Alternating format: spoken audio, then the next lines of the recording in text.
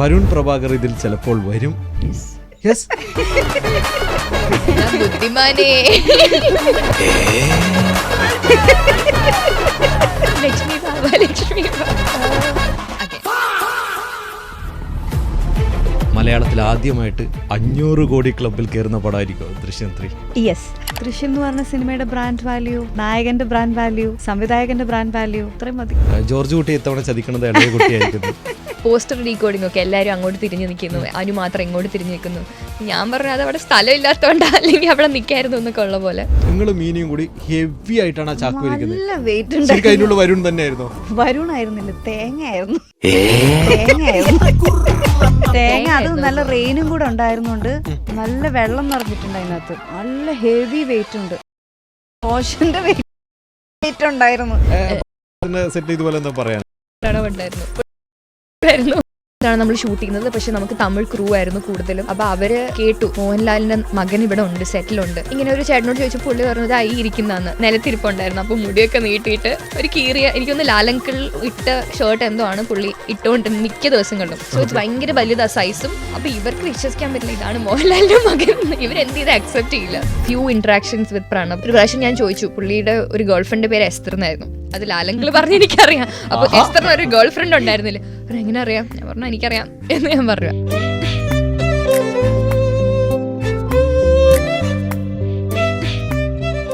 മലയാളത്തിൽ ആദ്യമായിട്ട് 50 കോടി ക്ലബിൽ കയറിയ പടമാണ് ദൃശ്യം. മലയാളത്തിൽ ആദ്യമായിട്ട് 500 കോടി ക്ലബിൽ കയറുന്ന പടമായിരിക്കും ദൃശ്യം 3. യെസ്, അങ്ങനെ പറയാൻ കാരണം ദൃശ്യം എന്ന് പറഞ്ഞ സിനിമയുടെ ബ്രാൻഡ് വാല്യൂ, നായകന്റെ ബ്രാൻഡ് വാല്യൂ, സംവിധായകന്റെ ബ്രാൻഡ് വാല്യൂ, സിനിമയുടെ സ്ക്രിപ്റ്റിന്റെ ഒരു ബ്രാൻഡ് വാല്യൂ, ഇത്രയും മതി.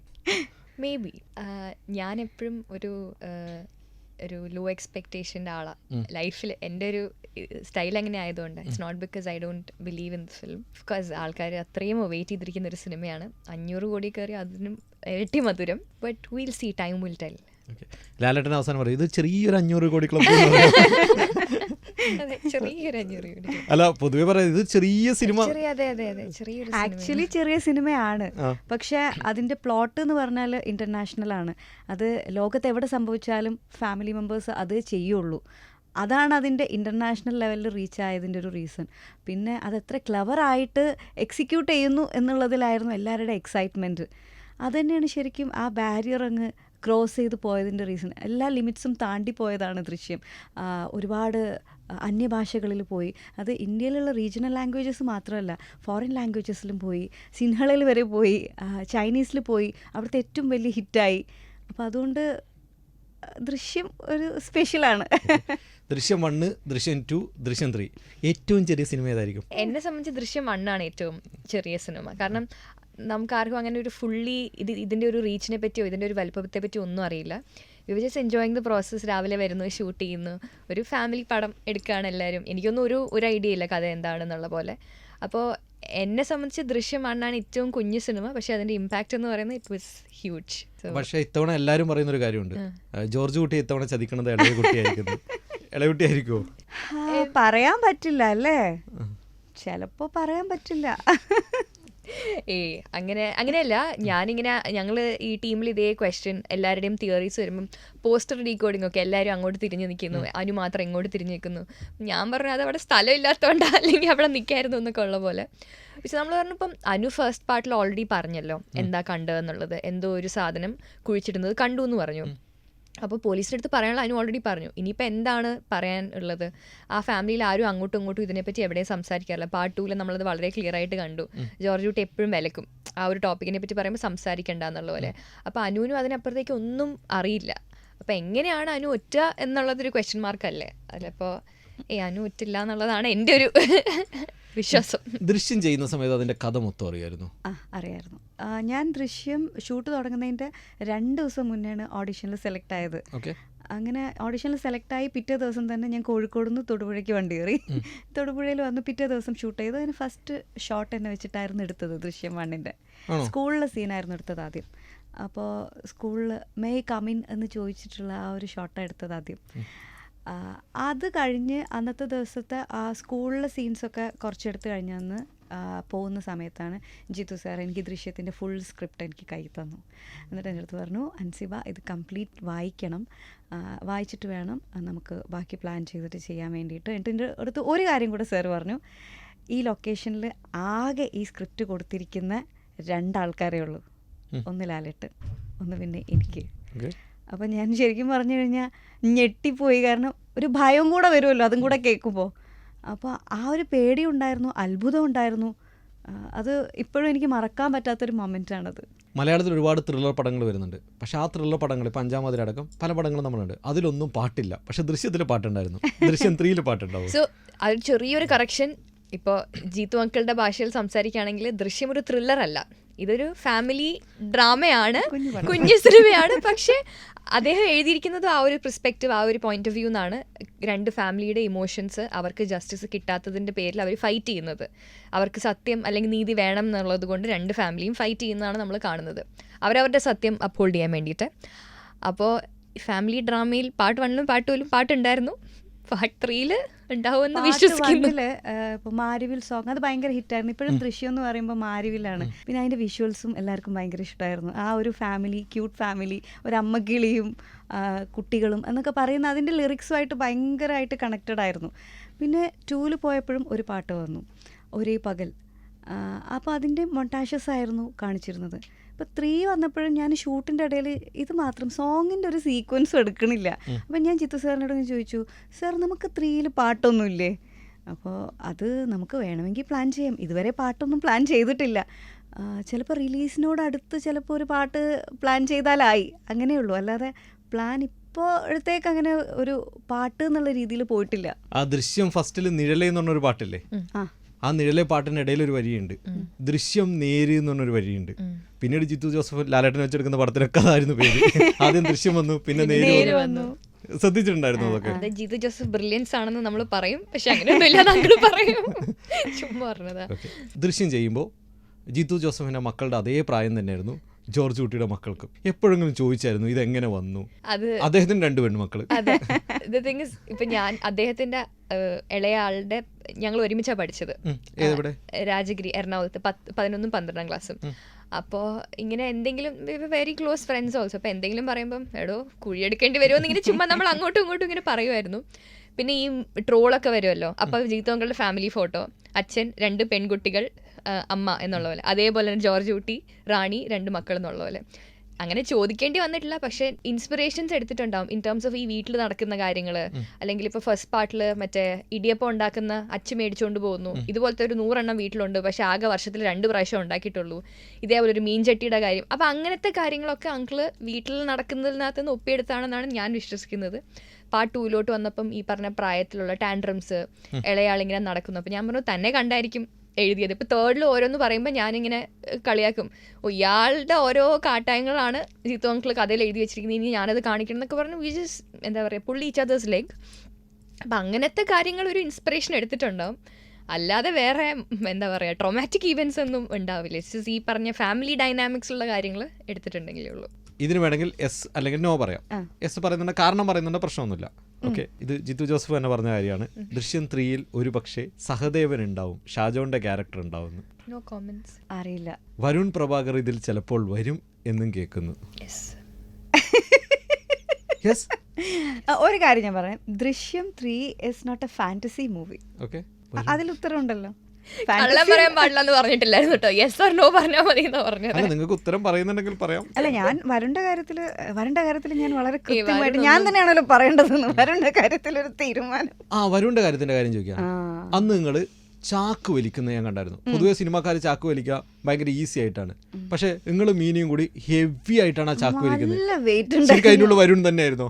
വരുണായിരുന്നില്ല, തേങ്ങയായിരുന്നു. തേങ്ങ അത് നല്ല റെയിനും കൂടെ ഉണ്ടായിരുന്നോണ്ട് നല്ല വെള്ളം നിറഞ്ഞിട്ടുണ്ട് അതിനകത്ത്. നല്ല ഹെവി വെയിറ്റ് ഉണ്ട്. എനിക്ക് തോന്നുന്നു റോഷൻ്റെ വെയിറ്റിനേക്കാളും വെയിറ്റ് ഉണ്ടായിരുന്നു.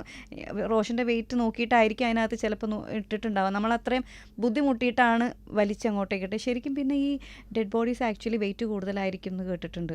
നമുക്ക് അങ്ങനെ തള്ളാനോ വലിക്കാനോ ഒന്നും പറ്റൂല എന്ന് കേട്ടിട്ടുണ്ട്. മേ ബി അതായിരിക്കാം. പക്ഷെ ഞങ്ങൾ റെയിൻ എഫക്റ്റും കൂടെ ഇട്ടു. പിന്നെ ഒരു 12:30-ക്കൊക്കെ അത് ഷൂട്ട് ചെയ്തത്. രാത്രി തണുത്ത് വിറച്ച് മരവിച്ച് നിൽക്കുമായിരുന്നു ഓൾറെഡി. അതിൻ്റെ കൂട്ടത്തിൽ ഇത് വലിക്കാനൊന്നും പറ്റണില്ലായിരുന്നു. അപ്പോൾ ശരി, പക്ഷേ അത് ഷൂട്ട് ചെയ്യുമ്പോൾ നമുക്ക് ആ ഒരു മൂഡിലേക്ക് നമ്മൾ എത്തുകയും ചെയ്യുമല്ലോ. അപ്പോൾ നമ്മൾ ഈ അതിലൊരു ഷോട്ടുണ്ട്, അത് ശ്രദ്ധിച്ചിട്ടുണ്ടോയെന്ന് എനിക്കറിയില്ല. അതായത് ഈ ബോഡി നമ്മൾ വലിച്ചിടും, ഞാനും മീന ചേച്ചിയും കൂടെ ഈ കുഴിയിലോട്ട് തള്ളിയിടും. അപ്പോൾ അതിന് നമുക്ക് വെയിറ്റ് കാരണം ശരിക്കും സ്ട്രഗിൾ ചെയ്തിട്ടാണ് ഇട്ടത്. അപ്പോൾ അത് കഴിഞ്ഞിട്ട് ഈ കൈക്കോട്ട് വെച്ചിട്ട് ഇങ്ങനെ മണ്ണ് മാന്തി ഇടുന്നുണ്ടല്ലോ. അപ്പോൾ മണ്ണ് മാന്തി ഇട്ടിട്ട് ഞാൻ പെട്ടെന്ന് ഇങ്ങനെ അതിലേക്ക് തന്നെ അന്തം വിട്ട് നോക്കിക്കുന്നുണ്ട്. അപ്പം ഞാൻ അതിങ്ങനെ നമ്മളുണ്ടല്ലോ ചെയ്തുകൊണ്ടിരിക്കുന്ന സമയത്ത് നമുക്ക് ചിലപ്പോൾ ഉള്ളിൻ്റെ ഉള്ളിൽ നമ്മളത് ചെയ്യുക അങ്ങനെ തന്നെ ശരിക്കും ഒരു ഡെഡ് ബോഡി കുഴിച്ചിടണ പോലെ തോന്നും. അപ്പോൾ കുറച്ചു നേരം കഴിഞ്ഞപ്പോൾ അപ്പം മീന ചേച്ചി ഇങ്ങനെ തട്ടി വിളിച്ചിട്ട് എൻ്റെ അടുത്ത് വീണ്ടും കൈക്കോട്ട് വെച്ചിട്ട് മണ്ണ് മാന്തിയിടാൻ പറയുന്നുണ്ട്. അപ്പോൾ ഷോട്ട് കഴിഞ്ഞപ്പോൾ ജിത്തു സാറ് പറഞ്ഞു ബ്രില്യൻ്റ് ആയിരുന്നു, നല്ലായിരുന്നു എന്നൊക്കെ ഒന്ന് പറഞ്ഞേ. അപ്പോൾ എൻ്റെ അടുത്ത് വെച്ചാൽ നീ പ്ലാൻ ചെയ്താണോ? ഞാൻ പ്ലാൻ ചെയ്തതല്ല, ആ സമയത്ത് പെട്ടെന്ന് വെച്ചാൽ ശരിക്കും ഒരു ഡെഡ് ബോഡി കുഴിച്ചിടുന്ന പോലെ തോന്നി. അപ്പം ഞാൻ ആലോചിച്ചു ശരിക്കും ഇങ്ങനെ ചെയ്യുന്ന ആൾക്കാരുടെ അവസ്ഥ എന്തായിരിക്കും, അവരൊക്കെ എങ്ങനെ ഇരിക്കും ഇത് ചെയ്യണതെന്ന്. അതിനുശേഷം നാട്ടിൽ എന്ത് കൊലപാതകം നടന്നാലും ദൃശ്യം മോഡലായിരുന്നു, നിങ്ങളൊരു റോൾ മോഡലായിരുന്നു കുറെ ആൾക്കാർ. പക്ഷെ ഇതിന്റെ മുന്നേ ആൾക്കാർ ഇതൊക്കെ ചെയ്തിട്ടുണ്ട്. നമ്മുടെ പാവം പടം വന്നതിന് ശേഷം എല്ലാവരും നമ്മുടെ പടത്തിന്റെ മേലെ പഴി ചാർത്താൻ തുടങ്ങി. ജിത്തു ജോസഫിനോട് ചോദിച്ചാൽ പറയും ഇതൊരു കൊച്ചു കൊലപാതകമല്ലേ. ലാലേട്ടനെ കണ്ട് വെങ്കടേഷിന്റെ ആക്ടിങ് എങ്ങനെയുണ്ടായിരുന്നു? വെങ്കി അങ്കിളുടെ ലിമിറ്റേഷൻ അറിയാം, അല്ലെങ്കിൽ അദ്ദേഹം ഒരുപാട് സിനിമകൾ റീമേക്ക് ചെയ്തിട്ടുണ്ട് പല പല ഭാഷ എന്നുള്ള. എസ്പെഷ്യലി ലാലങ്കിളുടെ പടങ്ങൾ തന്നെ ഒത്തിരി ചെയ്തിട്ടുണ്ടെന്ന് വെങ്കി അങ്കിൾ പറയാറുണ്ട്. ഒരു എക്സാമ്പിൾ പറയുകയാണെങ്കിൽ നമുക്ക് ആ ഇൻട്രോഗേഷൻ സീനിൽ ഫസ്റ്റിൽ ദൃശ്യം 1 ലാലേട്ടനെ ചവിട്ടുന്നൊരു സീനുണ്ട്. ഷാജോൺ അങ്കിൾ പോയിട്ട് ഇങ്ങനെ ചവിട്ടും. അപ്പോൾ ലാലങ്കിൾ ഇങ്ങനെ തിരിഞ്ഞിട്ട് ഫാമിലിയെ നോക്കും, എന്നിട്ട് ഇങ്ങനെ ചിരിക്കും, സാരമില്ല എന്ന് പറഞ്ഞ പോലെ. അത് ഭയങ്കര ഒരു പെയിൻഫുൾ സീനാണ് നമുക്ക് കാണുമ്പം. കാരണം ഇത്രയും സിമ്പിളായിട്ടുള്ള ഒരു ജെസ്റ്ററാണ് ചിരിക്കുക എന്നുള്ളത്, പക്ഷെ അത് കാണുമ്പോൾ അത് ചെയ്തിരിക്കുന്ന രീതി എന്ന് പറയുന്നത് അങ്ങനെ ഭയങ്കര നന്നായിട്ടാണ്. അത് തന്നെ നമ്മൾ തെലുങ്കിൽ ഷൂട്ട് ചെയ്യാണ്. ശ്രീപ്രിയ ഗാരു ആണ് അതിൻ്റെ ഡയറക്ടർ. അപ്പോൾ ശ്രീപ്രിയ ഗാരു വന്ന് പറഞ്ഞു, Venky next is this shot, പോയി ചവിട്ടുമ്പം തിരിഞ്ഞിട്ട് ഒരു ചിരിച്ചാൽ മതിയെന്ന്. പുള്ളി കൈകൂപ്പി, പുള്ളി പറഞ്ഞു അമ്മ അത് മുടിയാത്, അത് only Mohanlal can do it, I can do it. So for me it was two things. One, it shows the greatness of Mohanlal as the actor. Two, Venky uncle അത്രയും വലിയൊരു സൂപ്പർ സ്റ്റാർ ആണ് അവിടെ. പക്ഷേ ഹി ഹിംസെൽഫ് സെഡ് ദറ്റ് എനിക്ക് എൻ്റെ limitation ഉണ്ട്, എനിക്ക് അത് പറ്റില്ല, അത് അദ്ദേഹം ചെയ്ത് വെച്ചിരിക്കുന്നതാണ് OG മാസ്റ്റർ പീസ് എന്നുള്ള പോലെ. അപ്പം there is no comparison. Like I adore Venky uncle. എനിക്ക് ഭയങ്കര ഇഷ്ടമാണ് പുള്ളിയുടെ പറഞ്ഞ പോലെ വർക്ക് ചെയ്യാനാണെങ്കിലും എന്താ പറയുക വൈബും കാര്യങ്ങളും എല്ലാം സൂപ്പറാണ്. But I'm a huge Lalettan fan. അപ്പോൾ പിന്നെ എനിക്ക് എപ്പോഴും pick like easy to pick is Drishyam. എന്താ പറ കമൽഹാസനും ലാലേട്ടനും അഗൈൻ ലൈക്ക് ഇപ്പോൾ ജീത്തു അങ്കിൾ തന്നെയാണ് പാപനാസൻ ചെയ്തത്. അപ്പോൾ കമൽ അങ്കിൾ ആയതുകൊണ്ടും ട്രീറ്റ്മെൻറ്റ് വൈസ് വ്യത്യാസം ഉണ്ടായിരുന്നു. അങ്കിൾ കുറേയും കൂടി ഇമോഷണൽ അപ്രോച്ചാണ്. സ്വയംഭുലിംഗം എന്ന് പറയുന്ന ജോർജ് കുട്ടിയുടെ തമിഴിലെ ക്യാരക്ടർ കുറേയും കൂടെ വൾണറബിൾ ആയിട്ടുള്ള പേടിയുള്ള ഒരു സാധാരണക്കാരനാണ്. ഇപ്പം ലാലേട്ടന് കുറച്ചെങ്കിലും ഒരു സ്റ്റേൺ ആയിട്ട് എവിടെയെങ്കിലുമൊക്കെ നിൽക്കുന്ന പോലെ ഒരു ഫീലിംഗ് ഉണ്ട്. സ്വയംഭുലിംഗം ഗതികേട് കൊണ്ട് ഞാനിത് ചെയ്യുക എന്നുള്ളൊരു സാധനം. കാരണം അവസാനത്തെ ആ മലയാളത്തിലെ ആ സിദ്ദിഖ് അങ്കിളിനോടും ആശാന്റിയോടും കൺഫെസ് ചെയ്യുന്നൊരു സീനുണ്ടല്ലോ, പുള്ളി പറഞ്ഞ കൈയൊക്കെ കൂപ്പി ലാലേട്ടൻ പറഞ്ഞു ഇനി അവർ തിരിച്ചു വരില്ല എന്നുള്ളത്. പാപനാസത്തിൽ കമലങ്കിൾ കരയുകയാണ്, ലൈക്ക് പൊട്ടി കരഞ്ഞ പോലത്തെ ഒരു സീനാണ്. അപ്പം so he wanted to do it differently. Papanasam എന്ന് പറഞ്ഞ ഒരു വേറെ തന്നെ ഒരു സിനിമയായിട്ടാണ് അദ്ദേഹം ചെയ്തിരുന്നത്. അപ്പോൾ അങ്ങനെ ഒരു ഡയറക്റ്റ് കമ്പാരിസണും വരില്ല. പക്ഷേ ഹീസ് ഓൾസോ ലൈക്ക് ഭയങ്കര എന്താ പറയുക, ഇവർക്കൊക്കെ ഭയങ്കര വിവരവും അവരൊക്കെ അറിയാത്ത കാര്യങ്ങളില്ല. ഇപ്പം കമലങ്കിൾ പല ഭാഷയിൽ പാട്ട് പാടുന്നു, പല പല സ്ഥലത്ത് ട്രാവൽ ചെയ്തിട്ടുള്ള ആ ലാംഗ്വേജിലുള്ള ഫിലിം മേക്കേഴ്സിനെ പറ്റി, അവരുടെ കൂടുതൽ എക്സ്പീരിയൻസിനെ പറ്റി അന്ന് അങ്കിൾ, അതായത് ഇറ്റ് വാസ് ഐ തിങ്ക് 10 വർഷം മുന്നേ പൊളിറ്റിക്കൽ പാർട്ടി തുടങ്ങുന്നതിനെ പറ്റിയൊക്കെ അദ്ദേഹം, ഐ വാസ് ടു യങ്, എനിക്ക് മനസ്സിലായില്ല, പക്ഷേ അദ്ദേഹത്തിൻ്റെ ഐഡിയോളജീസ് ഒക്കെ പറയുന്നത് എനിക്ക് ഓർമ്മയുണ്ട് നമ്മൾ കോൺവെർസേഷനിലിരിക്കുമ്പോൾ. അത് കഴിഞ്ഞ് ഫൈനലി പാർട്ടിയൊക്കെ ഉണ്ടാക്കി. പക്ഷേ എന്തുകൊണ്ടാണ് ഞാൻ ഇത് വരുന്നത്, എൻ്റെ പൊളിറ്റിക്കൽ ഒപ്പീനിയൻസ് എന്താണ്, so they have an opinion about everything and it's so clear. നമുക്കിങ്ങനെ ഒരു എന്താ പറയുക, ഒരു പുസ്തകമൊക്കെ വായിക്കുന്ന ഒരു ഫീലിംഗ് ആണ് ഇവരുടെ കൂടെ വർക്ക് ചെയ്യാന്ന് പറഞ്ഞത്. അപ്പം എല്ലാവർക്കും അവരുടേതായ ഓരോ ഹൈ ഉണ്ട്. ആ ലൊക്കേഷനിൽ പ്രണവ് ഉണ്ടായിരുന്നില്ലേ? ഉണ്ടായിരുന്നു. പ്രണവ് ഉണ്ടായിരുന്നു, പുള്ളി അസിസ്റ്റന്റ് ഡയറക്ടർ ആയിരുന്നു. ലാലേട്ടന്റെ കൂടെയും പ്രണവിന്റെ കൂടെയും ചെയ്തില്ലേ? പ്രണവ് എങ്ങനെയായിരുന്നു ലൊക്കേഷൻ? അത് ഫണ്ണായിരുന്നു. കാരണം AD ആയിട്ടാണ് ഏറ്റവും നമ്മുടെ ക്ലാപ്പ് ബോർഡ് എഴുതുകയും ഇതും ചെയ്യുന്ന ആളാണ്. സോ ഫണ്ണിയസ്റ്റ് തിങ് ഇസ് നമ്മൾ സെറ്റിൽ വന്നപ്പം കേരളത്തിലാണ് നമ്മൾ ഷൂട്ട് ചെയ്യുന്നത്, പക്ഷെ നമുക്ക് തമിഴ് ക്രൂ ആയിരുന്നു കൂടുതലും. അപ്പോൾ അവർ കേട്ടു മോഹൻലാലിൻ്റെ മകൻ ഇവിടെ ഉണ്ട്, സെറ്റിലുണ്ട്. അപ്പോൾ അവർ ഭയങ്കര എക്സൈറ്റഡാണ് കാണാനായിട്ട്. പ്രണവ് എന്നാണ് പേര് എന്നൊക്കെ അവർ കണ്ടുപിടിച്ചു. അങ്ങനെ ഒരു കൂട്ടം ലൈക്ക് തമിഴ് ടെക്നീഷ്യൻസ് ഇങ്ങനെ പോവാണ് പ്രണവ് മോഹൻലാലിനെ കാണാനായിട്ട്. എന്ത് ചെയ്തിട്ട് കാണുന്നില്ല. എന്നിട്ട് ഇങ്ങനെ ഒരു ചേട്ടനോട് ചോദിച്ചു, പുള്ളി പറഞ്ഞു ഇതായി ഇരിക്കുന്നതെന്ന്. നിലത്തിരിപ്പുണ്ടായിരുന്നു. അപ്പോൾ മുടിയൊക്കെ നീട്ടിയിട്ട് ഒരു കീറിയ, എനിക്കൊന്ന് ലാലങ്കിൾ ഇട്ട ഷർട്ട് എന്തോ ആണ് പുള്ളി ഇട്ടുകൊണ്ട് മിക്ക ദിവസങ്ങളിലും. സോ ഇത് ഭയങ്കര വലുതാ സൈസും, പിന്നെ ഇങ്ങനെ ഈ നീട്ടം കൂടുതലായിട്ട് കീറിയിട്ടുണ്ട് അറ്റമൊക്കെ. അപ്പോൾ ഇവർക്ക് വിശ്വസിക്കാൻ പറ്റില്ല ഇതാണ് മോഹൻലാലിൻ്റെ മകൻ. ഇവരെന്ത് ചെയ്ത് അക്സെപ്റ്റ് ചെയ്യില്ല, ഇതൊന്നും ആയിരിക്കില്ല എന്ന് പറഞ്ഞിട്ട്. കാരണം അവർ വിചാരിക്കുന്നത് അങ്ങനെ നല്ലൊരു ടിപ്പ് ടോപ്പ്. ഇൻഫാക്ട് അങ്കിള് ജാഗുവറിൻ്റെ കാറൊക്കെ കൊടുത്തിട്ടുണ്ടായിരുന്നു. അത് ജീത്തു അങ്കിളായിരുന്നു ഓടിച്ചുകൊണ്ട് നടക്കുന്നത്. അപ്പോൾ മറ്റേ ട്രാവലറിനകത്തൊക്കെ പോകുന്ന കാണായിരുന്നു. അപ്പം ഫണ്ണായിരുന്നു. I mean very few interactions with Pranav. കാരണം പുള്ളി അങ്ങനെ ഒരുപാട് സംസാരിക്കില്ലായിരുന്നു, ഞാനും ചെറുതായിരുന്നു. അപ്പോൾ പിന്നെ അങ്ങനെ ഞങ്ങൾ ഒത്തിരി കാര്യങ്ങളൊന്നും സംസാരിച്ചിട്ടില്ല. ഒരു പ്രാവശ്യം ഞാൻ ചോദിച്ചു, പുള്ളിയുടെ ഒരു ഗേൾ ഫ്രണ്ട് പേര് എസ്തർ എന്നായിരുന്നു. അത് ലാലങ്കിൾ പറഞ്ഞ് എനിക്കറിയാം. അപ്പോൾ എസ്തറിന് ഒരു ഗേൾ ഫ്രണ്ട് ഉണ്ടായിരുന്നില്ല. പറഞ്ഞു എങ്ങനെ അറിയാം? ഞാൻ പറഞ്ഞു എനിക്കറിയാം എന്ന് ഞാൻ പറഞ്ഞു. അങ്ങനെ കുഞ്ഞു വെരി വെരി സ്മോൾ കോൺവെർസേഷൻ. മകന്റെ ഗേൾ ഫ്രണ്ടിന്റെ പേരൊക്കെ അറിയാം. എൻ്റെ പേര് എസ്തർ. അതായത് എൻ്റെ സെക്കൻഡ് ഫിലിമിൽ ലാലങ്കിളിൻ്റെ മോളായിട്ടായിരുന്നു ഒരു നാൾ വരും എന്ന് പറഞ്ഞ പടമാണ് ഞാൻ ചെയ്തത്. അപ്പോൾ ഈ എസ്തർ എന്നുള്ള പേര് മലയാള സിനിമയിൽ അങ്ങനെ ആർക്കും ഇല്ല. പിന്നെ എസ്തർ ഇതെന്ത് പേരാണ്, ഒരു ആർക്കും അങ്ങനെ പെട്ടെന്ന് പറയാൻ എളുപ്പമുള്ള പേരില്ല. അപ്പോൾ ഈ പേര് മാറ്റുന്നൊരു പരിപാടി ഉണ്ടായിരുന്നു പണ്ട്. അപ്പോൾ എന്താ പറയുക, മണിയമ്പള രാജവങ്കിൾ ലാലേട്ടൻ്റെ അടുത്ത് കൊണ്ടുപോയി, ലാല ഇതാണ് നമ്മൾ മോളായിട്ട് അഭിനയിക്കുന്ന എസ്തർ എന്നാണ് പേര്, ഇത് പേര് മാറ്റണം, എന്താ ചെയ്യേണ്ടതെന്ന് ചോദിച്ചു. ഞാനാണെങ്കിൽ മനസ്സിൽ ഈ പേര് മാറ്റല്ലേ എന്ന് വിചാരിച്ചുകൊണ്ടാണ് ഇരിക്കുന്നത്. കാരണം എനിക്ക് ഭയങ്കര ഇഷ്ടം ഒരു യുണീക്ക് നെയിമാണെന്നുള്ള പോലെ. അപ്പോൾ ലാലും ചോദിച്ചു എന്താ പേര്? അപ്പോൾ ഞാൻ പറഞ്ഞു എസ്തർ. നല്ല പേരല്ലേ, അപ്പോൾ എൻ്റെ ഗേൾ ഫ്രണ്ട് പേര് എസ്തർ എന്നാ, സൂപ്പർ നെയിമാണ്, അത് വെച്ചോളൂ, നല്ല പേരാണെന്ന് പറഞ്ഞു. എനിക്ക് യെസ്. അപ്പോൾ അന്നത്തെ ഒരു ഓർമ്മയാണ്. അത് കഴിഞ്ഞ് ലാലങ്കിളോട് ഞാൻ എപ്പോഴും ചോദിച്ചിട്ടുണ്ട്. അപ്പോൾ ആ ഒരു കോണ്ടെക്സ്റ്റിൽ ഞാൻ ചോദിച്ചു എന്നേ ഉള്ളൂ. ദൃശ്യത്തിൽ എനിക്ക് ഇഷ്ടപ്പെട്ടൊരു സീനുണ്ട്. ഒന്ന് ആ വീട്ടിലേക്ക് ഇർഷാദ് വരുന്നുണ്ട്. അപ്പോൾ നിങ്ങൾ ബുക്ക് വായിച്ചുകൊണ്ട് ഭയങ്കര ടെൻഷൻ അടിച്ചാകുമ്പോൾ ലാലേട്ടൻ കവർ ചെയ്യുന്നുണ്ട്. അത് ഭയങ്കര, ഞാൻ തിയേറ്ററിൽ കണ്ടപ്പോഴും എനിക്ക് എന്താ ഫീലിങ്സ് എന്ന് എനിക്കിപ്പോഴും പറഞ്ഞറിയിക്കാൻ വയ്യ. കണ്ണ് നിറഞ്ഞിട്ടുണ്ടായിരുന്നു. ശരിക്കും എനിക്ക് ആ ഒരു ഷിവറിങ് ഫീൽ ചെയ്തിട്ടുണ്ടായിരുന്നു തിയേറ്ററിൽ ഇരുന്നിട്ട്. അപ്പം ഞാൻ ഓഡിയൻസിനെ നോക്കുന്നുണ്ട്. അപ്പം ഞാൻ കോഴിക്കോട് രാധാ തിയേറ്ററിൽ പടം കാണുന്നത്. മൾട്ടിപ്ലെക്സ് ഒക്കെ അന്ന് അങ്ങനെ ആയി വരണല്ലേ ഉള്ളൂ. അപ്പോൾ കറക്റ്റ് നമുക്ക് ഇമ്പാക്റ്റ് എന്താണെന്ന് സ്പോട്ടിൽ അറിയാൻ പറ്റും. ആളുകളുടെ എക്സ്പ്രഷൻ അങ്ങനെ തന്നെയാണ്. അപ്പോൾ അതിൻ്റെ മ്യൂസിക് ബിൽഡപ്പും ഭയങ്കര രസമായിരുന്നു. ആ മ്യൂസിക് എങ്ങനെ ബിൽഡ് ചെയ്ത് ഈ കൊച്ചിനെ ഇപ്പോൾ പിടിച്ചുകൊണ്ട് പോകും ഇർഷാദ് എന്ന് വിചാരിക്കും. അപ്പോൾ ലാലേട്ടന് കവർ ചെയ്യാൻ പറ്റുമോ പറ്റില്ലേ ഈ ഭയപ്പാടും ഉണ്ട്. അത് ശരിക്കും ഭയങ്കര ടെൻസ്ഡ് ആയിട്ടുള്ള ഇതായിരുന്നു. ആ ഷോട്ട് എനിക്ക് തോന്നുന്നത് ഈ പറഞ്ഞതുപോലെ എൻ്റെ അടുത്ത് ഇപ്പോഴും എല്ലാവരും പറഞ്ഞു. ആ പടം ഇറങ്ങിക്കഴിഞ്ഞപ്പോഴും ആദ്യം എൻ്റെ അടുത്ത് പറഞ്ഞതാണ്. ഇർഷാദൊക്കെ വിളിച്ചിട്ട് പറഞ്ഞു, പുള്ളി ഒരുപാട് പേര് വിളിച്ചിട്ട് ഇത് പറഞ്ഞു എന്ന്. പിന്നെ കുറേ പേര് എൻ്റെ അടുത്ത് ഇത് പറഞ്ഞു. അതുപോലെ ഈ അയൺ റോഡ് എടുത്തിട്ട് തലയ്ക്ക് അടിക്കുന്നില്ലേ വരുണ്ടേ, ലിറ്ററലി അപ്പുറത്തിരിക്കുന്ന അമ്മച്ചിയൊക്കെ എഴുന്നേറ്റൊന്ന് കൈയടിക്കണം, അടിപൊളിയെന്നും പറഞ്ഞിട്ട്. അത് മുതൽ ആ പടത്തിന് ശരിക്കും ക്ലാപ്പായിരുന്നു. അത് മുതലാണത് വേറൊരു തലത്തിലേക്ക് നീങ്ങായിരുന്നല്ലോ അതിൻ്റെ ഒരു സ്റ്റോറി ലൈൻ. ഭയങ്കര ക്ലാപ്സ് ആയിരുന്നു. പിന്നെ അത് ലാസ്റ്റ് വരെ ഇങ്ങനെ ഓരോ ഇൻസിഡൻറ്റ് വരുമ്പോഴും ക്ലാപ്സ് കയറുന്നുണ്ടായിരുന്നു. പിന്നെ last police station scene, Shajo മറ്റേ ഇങ്ങനെ അൻസിബിനെ തല്ലിക്കൊണ്ട് പോകുമ്പോൾ ഈ സൈഡിൽ നിങ്ങളിങ്ങനെ പേടിച്ചുകൊണ്ടിരിക്കുന്നത്, അതന്ന് എന്താ ജിത്തു സാർ പറഞ്ഞത്? ലാലേട്ടൻ ഉണ്ടായിരുന്നു അവിടെ? അത് രണ്ട് ഭാഗങ്ങളാണ്. ഒന്ന് അവരിങ്ങനെ വലിച്ചുകൊണ്ട് പോകുന്നു, മറ്റതിനകത്ത് എല്ലാവരെയും പുറത്താക്കിയിട്ട് ഞാൻ ഒറ്റയ്ക്ക് നിൽക്കുന്നു എന്നുള്ളൊരു ഷോട്ടാണ്. അപ്പം ഞാൻ മോസ്റ്റ്ലി ഒരു കോർണറിലാണ് ഇൻട്രോഗേഷൻ്റെ സമയത്ത്. അപ്പം ഇവരുടെ കൂടെ ആയിരിക്കില്ല, കാരണം എന്നെ ആ സമയത്തൊന്നും ഉപദ്രവിക്കില്ല, എന്നെ ഇങ്ങനെ കാണിച്ച് പേടിപ്പിക്കുന്നൊരു സംഭവമേ ഉള്ളൂ. അപ്പം ഞാനിങ്ങനെ ചുമ്മാ അവിടെയൊക്കെ തമാശയ്ക്ക് പറഞ്ഞ് ഇങ്ങനെയൊക്കെ നടക്കുമായിരിക്കും. അവസാനം എൻ്റെ ഷോട്ടായപ്പം അതൊരു ഫുൾ ബ്ലോക്കായിട്ടാണ് എടുത്തത്. അപ്പോൾ ഇങ്ങനെ നിർത്തി എൻ്റെ അടുത്ത് പറഞ്ഞു ഇങ്ങനെ പേടിച്ചരണ്ട് നിൽക്കണം, കൈ ഇങ്ങനെ വിറയ്ക്കണം, എല്ലാം ഡീറ്റെയിൽ ആയിട്ട് പറഞ്ഞത്. എനിക്ക് എളുപ്പമായിരുന്നു, കാരണം ഇങ്ങനെ പറയുന്നത് തന്നെ ചെയ്താൽ മതിയല്ലോ എന്നുള്ളതുകൊണ്ട് ആ ഒരു ഫീൽ കിട്ടി ചെയ്തു. അത് കഴിഞ്ഞിട്ട് ഇങ്ങനെ അതാ പറഞ്ഞത്, ആ ഇടി കൊള്ളുന്ന സീനിലൊക്കെ ഇവരൊക്കെ പുറത്തേക്ക് കൊണ്ടുപോയി, കാരണം ഇവർക്കൊന്നും ആ ഷോട്ടില്ല. പക്ഷേ ലാലങ്കിൾ ചോസ് ടു സ്റ്റാൻഡ് ബിഹൈൻഡ്. എന്നിട്ട് അങ്കിൾ പറഞ്ഞു മോളെ ചെയ്യുമ്പം എന്നെ നോക്കിയാൽ മതി. സോ അങ്കിൾ ക്യാമറയുടെ ബാക്കിലാണുള്ളത്. അപ്പോൾ അത് എന്നെ ഇടിക്കുന്നു. അപ്പോൾ ലൈക്ക് ഭയങ്കര സീരിയസ് ആയിട്ട് ആ ഇടി കൊള്ളുന്നു. അങ്കിൾ ഇങ്ങനെ ക്യാമറയുടെ പുറകിലിരുന്ന് ഇങ്ങനെ വീഴുന്ന പോലെയൊക്കെ അഭിനയിക്കുന്നുണ്ട്. അപ്പം നമുക്ക് ആ ഐ മൂവ്മെൻറ്റ്സ് ഒക്കെ കറക്റ്റ് ആവാൻ വേണ്ടിയിട്ട്, അല്ലെങ്കിൽ ഇങ്ങനെ അയ്യോ ഇത് ഒന്ന് ഭയപ്പെടാനൊക്കെ വേണ്ടിയിട്ട്. സോ അത് ഭയങ്കര ഈസി ആയിട്ട് ചെയ്തു.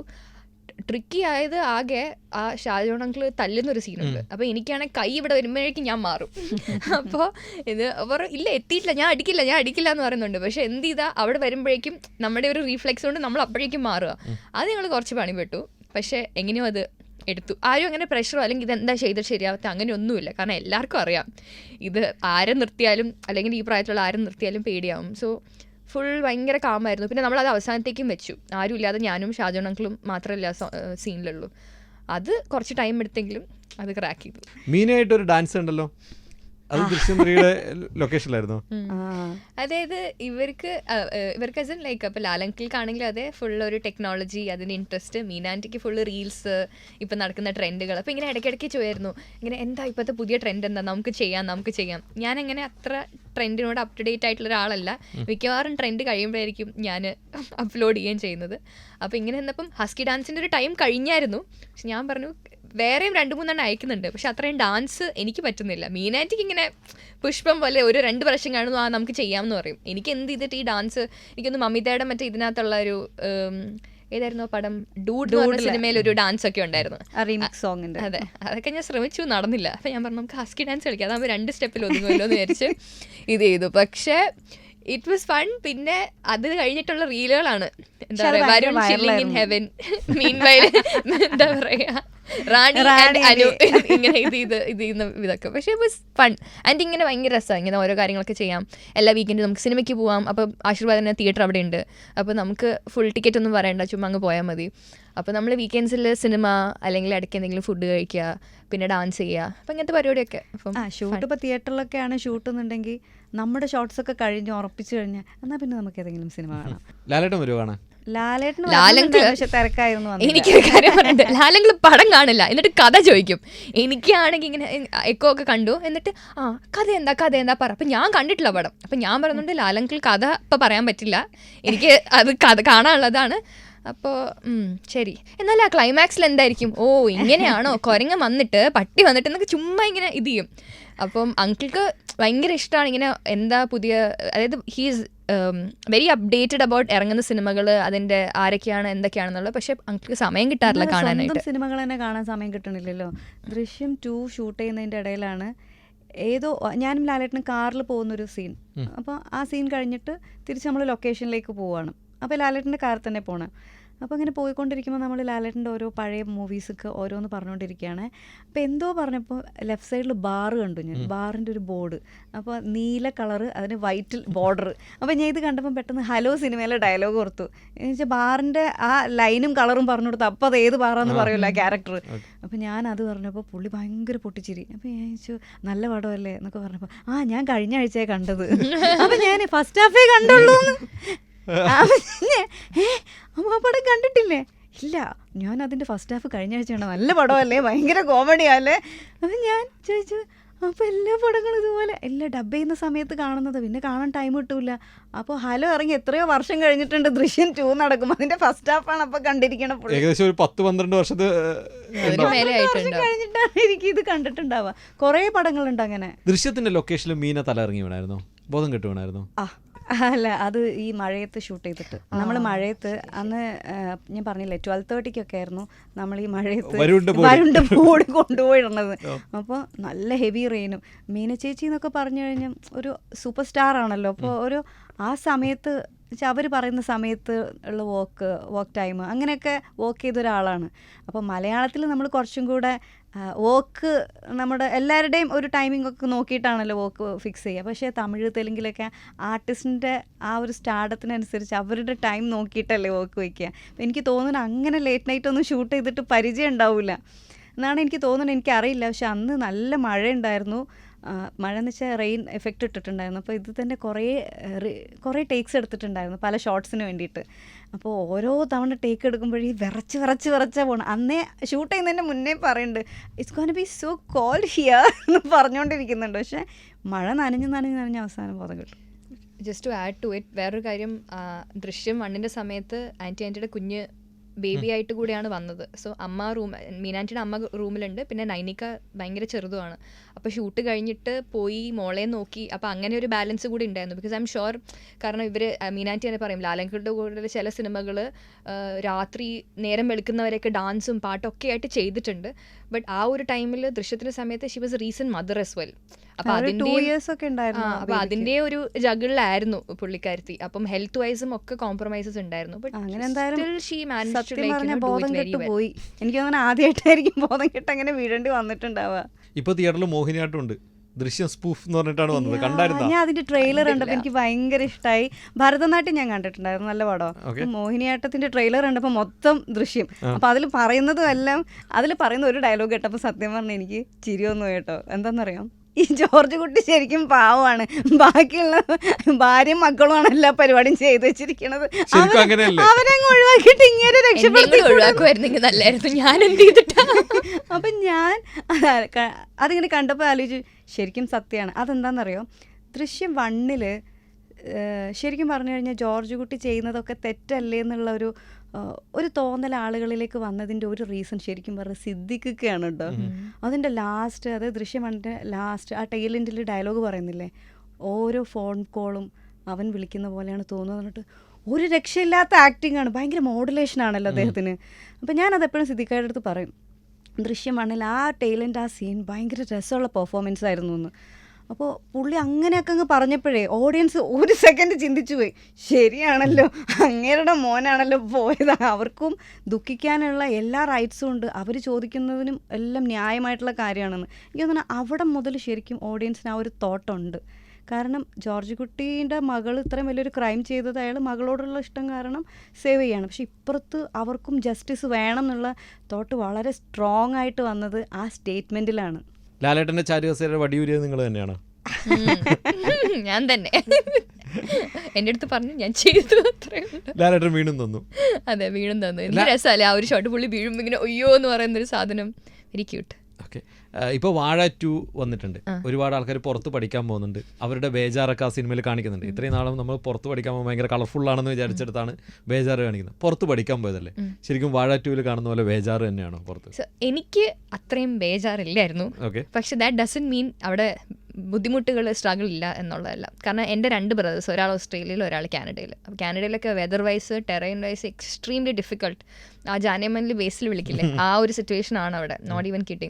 UK-യിലുണ്ട് ഒത്തിരി മലയാളി കുട്ടികളെ കാണാറുണ്ട്, പറ്റിക്കപ്പെട്ടിരിക്കുന്ന, വിസയുടെ പേരിൽ സ്കാം ചെയ്യപ്പെട്ടിരിക്കുന്ന, അല്ലെങ്കിൽ ഇതേപോലെ ഇൻസ്റ്റാഗ്രാമിലൊക്കെ ഫോട്ടോ കണ്ട് അടിപൊളിയായിരിക്കുന്ന വെച്ച് വന്ന കുട്ടികളുണ്ട്.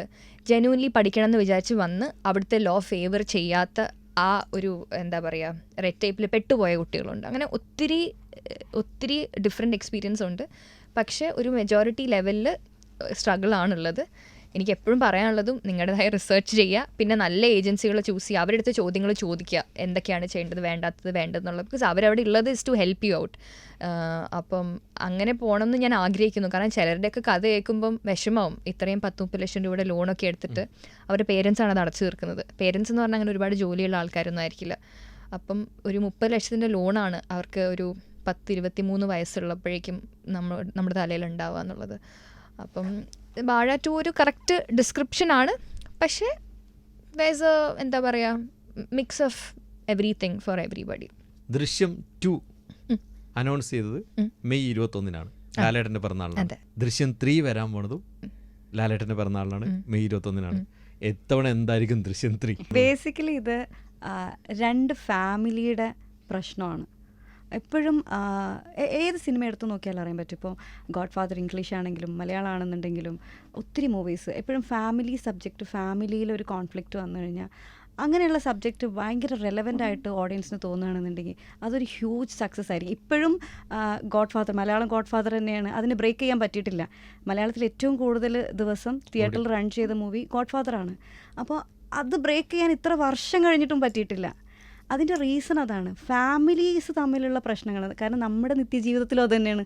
എല്ലാവരുടെയും പ്രശ്നം എന്ന് വെച്ച് കഴിഞ്ഞാൽ കുടുംബങ്ങളുമായിട്ടുള്ള പ്രശ്നങ്ങൾക്കാണല്ലോ പ്രയോറിറ്റി. അപ്പോൾ ഇത് കാണാൻ എല്ലാവർക്കും ഇൻട്രസ്റ്റ് ആണ്. പിന്നെ ഈ 2 ഫാമിലിക്കും ജസ്റ്റിസ് വേണം, 2 രീതിയിൽ. ജോർജ് കുട്ടിയുടെ ഫാമിലിക്കാണെന്നുണ്ടെങ്കിൽ ജോർജ് കുട്ടിക്ക് ഭയമാണ്. ജോർജ് കുട്ടിയുടെ ഓപ്പോസിറ്റ് നിൽക്കുന്നത് ഗീതാ പ്രഭാകറാണ്. ഹൈലി ഇൻഫ്ലുവൻഷ്യലാണ്, ഭയങ്കര വെൽത്തി ആയിട്ടുള്ള ഒരു ഫാമിലിയാണ്. അപ്പോൾ അവർക്ക് വേണമെന്നുണ്ടെങ്കിൽ ഈ കേസിൽ ചിലപ്പോൾ ഈ മകൾ കീഴടങ്ങാം എന്ന് തീരുമാനിച്ചാൽ പോലും അതിന് വേറെ രീതിയിൽ മാനിപ്പുലേറ്റ് ചെയ്ത് ആ കേസിനെ വളച്ചൊടിച്ച് വേണമെങ്കിൽ വേറെ രീതിയിൽ ശിക്ഷ വാങ്ങിച്ചു കൊടുക്കാൻ പറ്റുന്ന രീതിക്ക് ആക്കാൻ പറ്റും. അത് നന്നായിട്ട് ജോർജ് കുട്ടിക്ക് അറിയാം. അതുതന്നെയാണ് ജോർജ് കുട്ടിക്കുള്ള ഏറ്റവും വലിയ പേടി. തിരിച്ച് ഗീതാ പ്രഭാകരനാണെന്നുണ്ടെങ്കിൽ അവർക്കുണ്ടായ ഒരേ ഒരു മകനാണ്, അത് നഷ്ടപ്പെട്ടു. അപ്പോൾ ഒരു മകൻ നഷ്ടപ്പെട്ട അമ്മയുടെ വേദന എന്ന് പറഞ്ഞു കഴിഞ്ഞാൽ അത് ഒരു മകനാണെങ്കിലും 100 മക്കളാണെങ്കിലും ഒരുപോലെ തന്നെയാണ് ആ പെയിൻ. അപ്പം അതുകൊണ്ട് ഇപ്പോൾ ഇപ്പുറത്തും ജസ്റ്റിസ് വേണം, അപ്പുറത്തും ജസ്റ്റിസ് വേണം. പക്ഷെ അത് എങ്ങനെ എന്നുള്ളതാണ് ഏറ്റവും വലിയ ക്വസ്റ്റ്യൻ മാർക്ക്. അതറിയണമെന്നുണ്ടെന്നുണ്ടെങ്കിൽ മെയ് 21-ന് തിയേറ്ററിൽ എല്ലാവരും വരിക, ദൃശ്യം 3 കാണുക. എനിക്ക് തോന്നുന്നു എല്ലാ മലയാളികളും ദൃശ്യം കണ്ടിട്ടുണ്ട്. കാണാത്ത രണ്ടുപേരും ആശ ശരത്തും സിദ്ദിഖുമാണെന്ന് തോന്നുന്നു. കാരണം എല്ലാ തവണയും മകനെവിടെയെന്ന് ചോദിച്ചു നടക്കുന്നുണ്ട്. ബുദ്ധിമാനേ. ഇത്തവണ നിങ്ങൾ സിദ്ദിഖിനെയും ആശ ശരത്തിനെയും കാണുമ്പോൾ പറയണേ ദൃശ്യം ഫസ്റ്റിന്റെ CD എടുത്ത് എന്തായാലും കാണാം. കാരണം കുഴിച്ചിട്ടതും ഇത് വല്ലാത്തൊരു ബ്രില്യൻസ് ആയിരുന്നു. ഓൾറെഡി കുറെ സ്പൂഫ് ഒക്കെ ചെയ്തു വെച്ചാണ്. എനിക്ക് തോന്നുന്നു റിലീസിനോടനുബന്ധിച്ചായിരിക്കും ദൃശ്യം 3ന്റെ കുറെ സ്പൂഫ് കുറെ മുന്നേ വന്നിട്ടുണ്ട് കേട്ടോ. ഞാൻ ആരുടെയൊക്കെ സ്പൂഫ് കണ്ടിട്ടുണ്ടായിരുന്നു ദൃശ്യം 3 എന്നും പറഞ്ഞിട്ട്. അപ്പോൾ റിലീസിനോടനുബന്ധിച്ച് കുറേ ഇങ്ങനെയുള്ള കാര്യങ്ങൾ കാണാനുള്ള സാധ്യതയുണ്ട്. ഓക്കെ, അപ്പോൾ എന്തായാലും thank you very much. Welcome.